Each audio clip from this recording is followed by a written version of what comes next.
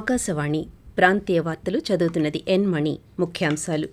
QR కోడ్తో కొత్త pass పుస్తకాల తయారీ జరుగుతోందని రెవెన్యూ శాఖ మంత్రి అనగాని సత్యప్రసాద్ తెలిపారు.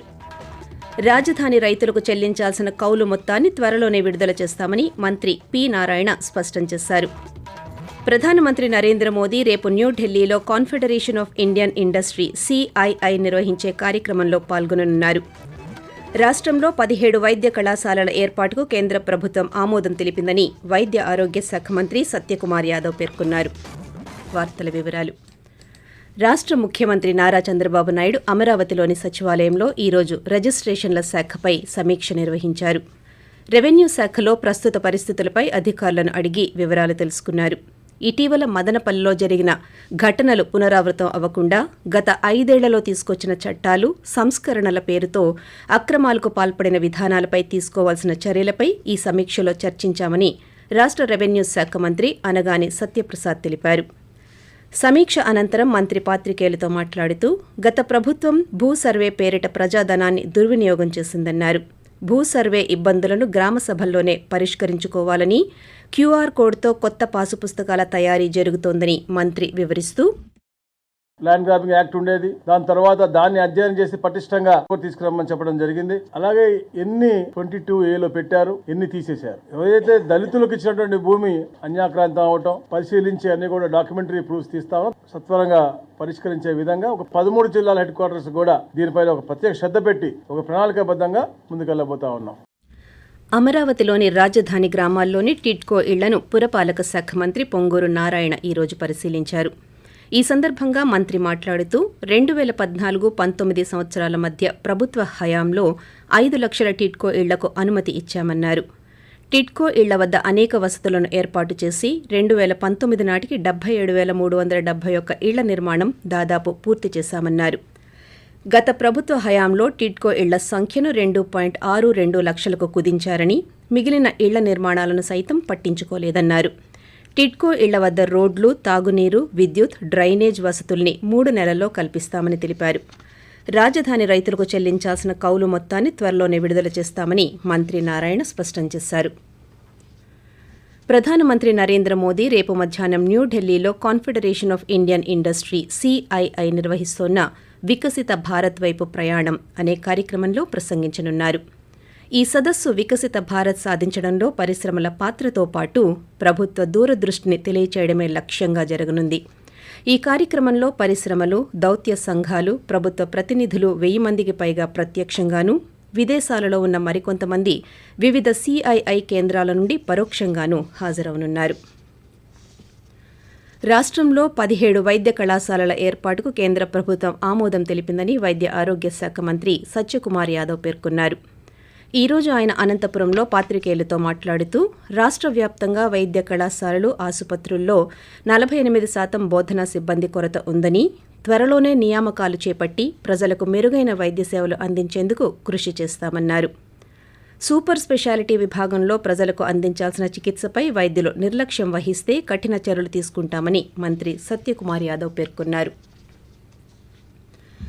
విశాఖ జిల్లాలోని పింఛనుదారులందరికీ ఆగస్టు 1వ తేదీనే పింఛన్లు పంపిణీ చేయాలని, ఆ దిశగా చర్యలు చేపట్టాలని కలెక్టర్ MN హరేంద్ర ప్రసాద్ సంబంధిత అధికారులకు దిశానిర్దేశం చేశారు. అందుబాటులో లేని లబ్దిదారులకు 2వ తేదీన పింఛన్లు పంపిణీ చేయాలని స్పష్టం చేశారు.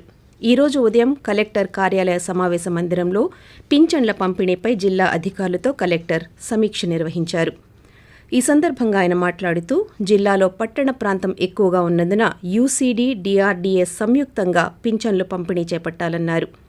ఇదిలా ఉండగా APEPDCL ఆధ్వర్యంలో కలెక్టర్ కార్యాలయ సమావేశ మందిరంలో ఈరోజు ప్రధానమంత్రి సూర్యఘర్ యోజన కరపత్రం, గోడపత్రికను కలెక్టర్ MN హరేంద్ర ప్రసాద్ ఆవిష్కరించారు. ఈ కార్యక్రమంలో సంయుక్త కలెక్టర్ K. మయూర్ అశోక్, ప్రత్యేక ఉప collector T. Sitarama Murthy, revenue divisional అధికారి D. హుసేన్ సాహెబ్ తదితరులు పాల్గొన్నారు. ఆకాశవాణి ప్రాంతీయ వార్తలు వింటున్నారు. ఎగువ ప్రాంతాల్లో కురుస్తున్న భారీ వర్షాల కారణంగా గోదావరి వరద నీరు ఉధృతంగా ప్రవహిస్తోంది.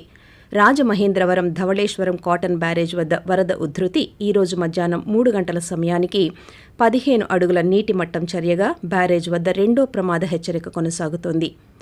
జలవనరుల శాఖ అధికారులు 14,86,463 క్యూసెక్కుల వరద నీటిని 175 గేట్లు ఎత్తి సముద్రంలోకి విడుదల చేశారు.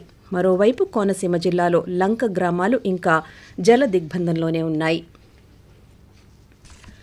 ముంపు ప్రాంతాల్లో పునరావాస గణన ప్రక్రియలో మార్గదర్శకాలు ఖచ్చితంగా పాటించాలని తూర్పుగోదావరి జిల్లా కలెక్టర్ పి. ప్రశాంతి పేర్కొన్నారు. గ్రామ స్థాయిలో పంట నష్టాలను, ఇతర నష్టాల గణనను వేగవంతం చేయాల్సి ఉందన్నారు. వాటి వివరాలను రెవెన్యూ డివిజన్ అధికారి ధృవీకరించాలని అన్నారు. బలహీనంగా ఉన్న ఏటిగట్లు, గండిపడే అవకాశం ఉన్న ప్రాంతాలను గ్రామస్థాయి సిబ్బంది ముందుగా గుర్తించి తక్షణ చర్యలు తీసుకోవాలని కోరారు. ముంపు ప్రాంతాలన్నీ సందర్శించి పంట నష్టపరిహారాన్ని కౌలు రైతుల వారీగా సేకరిస్తున్నామని వ్యవసాయ అధికారులు కలెక్టర్కు వివరించారు. ఎగువ పరీవాహక ప్రాంతాల నుంచి శ్రీశైలం జలాశయానికి వరద ప్రవాహం పెరగడంతో ఈరోజు జల వనరుల శాఖ అధికారులు 3 గేట్లను 10 అడుగుల మేర ఎత్తి నీటిని దిగువకు విడుదల చేశారు. శ్రీశైలం పూర్తిస్థాయి నీటి మట్టం 885 అడుగులు కాగా ప్రస్తుత నీటి మట్టం 878.40 అడుగులుగా ఉంది.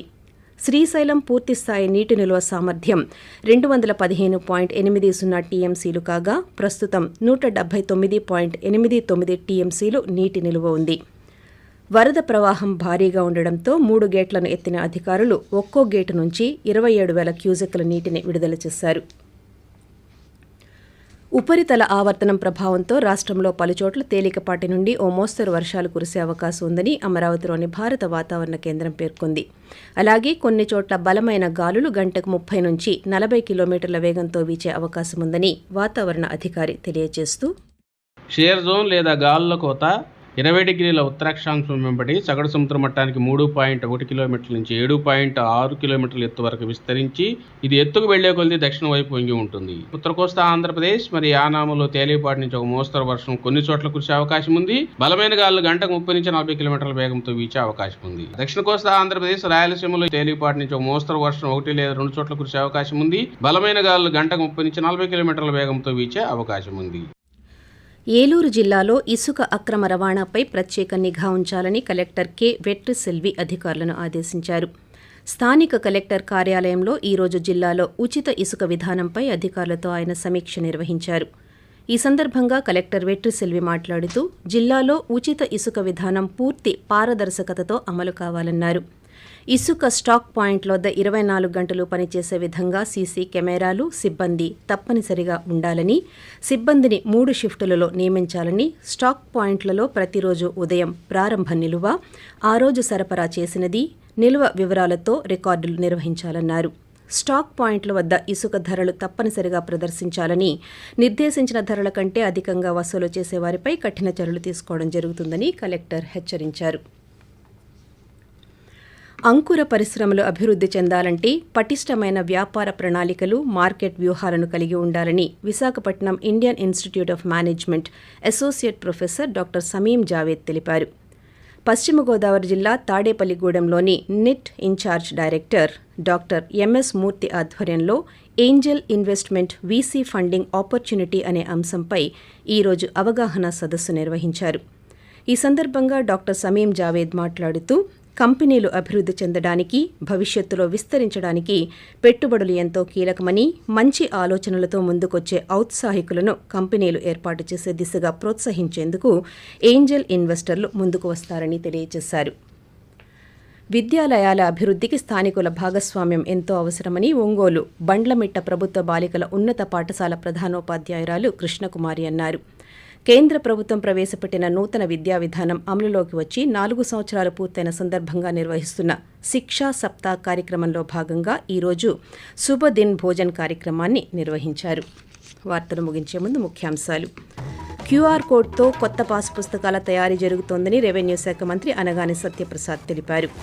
రాజధాని రైతులకు చెల్లించాల్సిన కౌలు మొత్తాన్ని త్వరలోనే విడుదల చేస్తామని మంత్రి పి. నారాయణ స్పష్టం చేశారు. ప్రధానమంత్రి నరేంద్ర మోదీ రేపు న్యూఢిల్లీలో confederation of Indian industry CII నిర్వహించే కార్యక్రమంలో పాల్గొననున్నారు. ఆకాశవాణి ప్రాంతీయ వార్తలు ఇంతటితో సమాప్తం.